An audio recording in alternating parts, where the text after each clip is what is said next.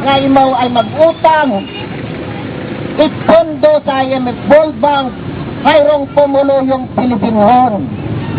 At laban sa ginutangan na nangaras ay nagaadto sa Port Barrel.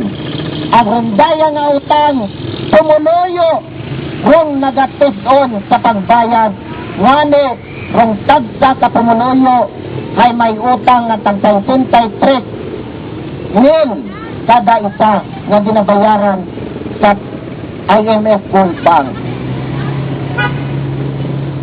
10 milyon ka pesos rong pondo nga ginapakawat ni Noynoy Aquino.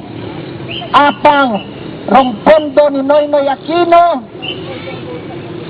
sa pumuloyo paagi saan ang 40 ay 48 pesos kada adlaw. Tama katoso ag tama kapurilon nga klase sang presidente. Ipangalandakan pa na nga kuno rong ana nga administrasyon ay uwa nagapabaya sa pumuloyo. Apang kung tanaw natin sa ikaayong lawas si tumuluyong Pilipinhon, ang kada tao, ang kada Pilipino ay 25 centavos so anang budget sa kada-adlaw. Ang nagakabangat man kuno si Noynoy Aquino sa edukasyon is pumuloyo.